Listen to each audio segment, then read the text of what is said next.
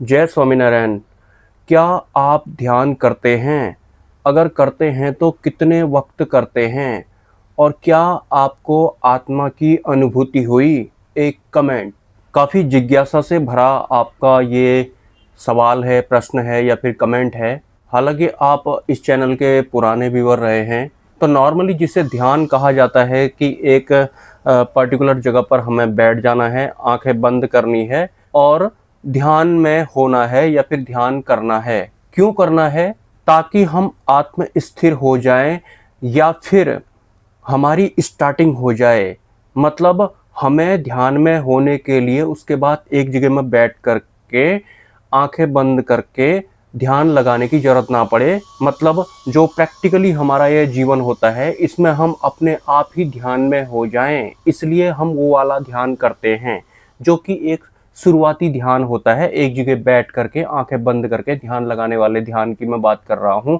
वो इसीलिए होता है ताकि उसके बाद रियल लाइफ में, पब्लिक प्लेस में या फिर क्राउड के बीच हम चल रहे हैं लेकिन वहां भी हम ध्यान में हैं। क्योंकि एक बार अगर हमारा ध्यान शुरू हो जाता है, फिर वो ऐसा नहीं होता है कि आंखें बंद करेंगे तो ही ध्यान में हम होंगे, फिर वो निरंतर हो जाता है। तो मैं आजकल उस तरह के ही ध्यान में होने के लिए प्रयास करता रहता हूँ और कभी कभी मैं सफल होता हूँ, कभी कभी नहीं होता हूँ। मतलब हम बाकी काम भी कर ही रहे हैं और साथ साथ में हमारा ध्यान भी लगा ही हुआ है। वास्तविक ध्यान वही होता है। इसके अलावा आपने कमेंट किया था कि आप कितने टाइम तक ध्यान करते हैं। कोई फिक्स वैसे होता नहीं है। पहले नाइट में मैं ध्यान किया करता था, लेटे लेटे या फिर बैठे बैठे भी कर लिया करता था, जैसे भी मुझे सहज लगता था वैसे। लेकिन वो वही वाला ध्यान होता था शुरुआती चरण वाला, कि एक जगह बैठना या फिर लेटना है, उसके बाद जाके आंखें बंद करनी है, फिर अपने आप को शांत करना है, सहजता के साथ में अपने आप के करीब पहुंचना है। लेकिन अब मैं 24/7 वाले ध्यान में होने की कोशिश करता रहता हूं।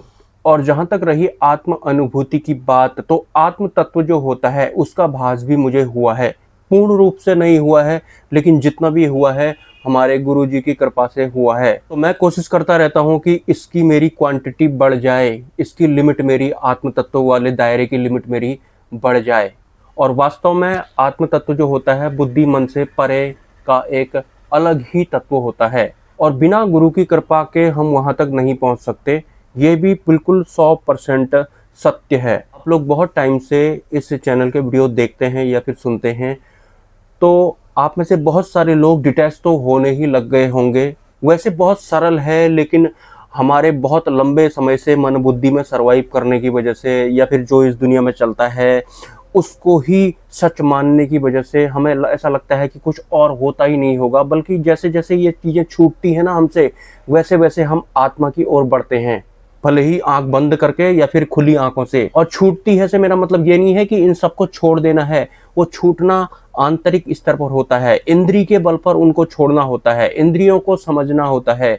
इंटरनल जो भी सिस्टम है ना हमारे मन बुद्धि चित्त अहंकार, उनको समझ करके छुड़ाना होता है। समझ जाएंगे तो अपने आप ही छूटने लगते हैं, डिटैच होने लगते हैं। समझ भी कौन सी वाली? बुद्धि वाली नहीं, आत्मा के स्तर वाली समझ की बात यहाँ पर हो रही है। और जो बुद्धि वाली समझ होती है उसका एक पर्टिकुलर दायरा होता है, उसका एक पर्टिकुलर फ्लो होता है। वो ऐसा लगता है कि बिल्कुल सही समझ में आया है, करेक्ट होगा, इससे आगे पीछे कुछ होगा ही नहीं जो भी मेरी बुद्धि ने मुझे समझाया है, ऐसा लगता है। क्योंकि बुद्धि है तो सीधी सी बात है, उसे भी परमात्मा ने ही बनाया है, तो उसका भी कुछ न कुछ अस्तित्व है ना। तो जब तक भी जो भी इंसान बुद्धि में रहेगा उसे लगेगा कि हाँ मैं बिल्कुल सही समझ रहा हूँ, मेरी बुद्धि ने जो समझाया इसके अलग कुछ और समझ हो ही नहीं सकती है। कुछ इस तरह से आप समझ सकते हैं। लेकिन धीरे धीरे अगर आप अपने आत्म तत्व की ओर बढ़ने वाले साधक होंगे ही, मोक्ष प्राप्त करने वाले साधक अगर आप होंगे ही, तो आपको धीरे धीरे ये भी समझ में आ जाएगा।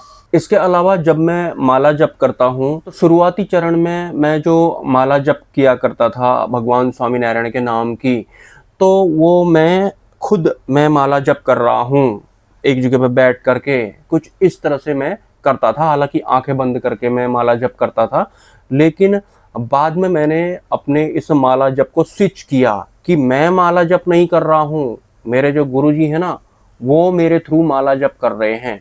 इसमें मुझे ज़्यादा मतलब प्रॉफिट हुआ। मैं आपको सच बता रहा हूँ, आप भी ऐसा करें। करें क्या, आपको करना चाहिए ऐसा, और यही होता भी है, क्योंकि हमारे भीतर आत्म तत्व अगर एक्सप्लोर होगा हमारे भीतर से, तो वो हमारे गुरु की कृपा की वजह से ही होता है। और हम में तो बहुत तरह के मन बुद्धि चित्त अहंकार के हम पार होते नहीं है, ठीक तरह से समझ होती नहीं है। तो पहले ही गुरु पर भरोसा तो है ही कि हमारे गुरु किस लेवल के हैं। तो क्यों ना मैं माला जप नहीं कर रहा हूँ, मेरे थ्रू मेरे गुरुजी माला जप कर रहे हैं, ऐसे में मुझे ज़्यादा आनंद आता है। अब अगर मैं माला जप करता हूँ तो ऐसे ही करता हूँ। अभी जस्ट थोड़ी देर पहले मैंने माला जप की थी भगवान स्वामी नारायण के नाम की, इस भाव के साथ कि मेरे गुरुजी माला जप कर रहे हैं, ऐसे करके। तो माला जप मैं ऐसे करता हूँ।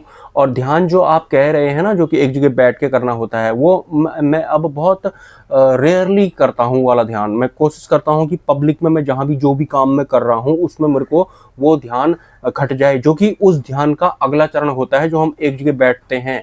वो ऐसा नहीं कि आप एक जगह बैठ के जो ध्यान करेंगे ना, उससे ज़्यादा से ज़्यादा क्या होगा, आपका बुद्धि शांत होगा, मन इंद्रियां वगैरह शांत जैसी हो जाएंगी आपकी। और अगर गुरु नहीं होंगे तो कुछ लोग ध्यान में बंद आंखें करके कुछ दृश्य देखने की कोशिश करते हैं, इनविजिबल वर्ल्ड की बात मैं कर रहा हूँ, लेकिन वास्तव में ध्यान बिल्कुल अलग ही होता है।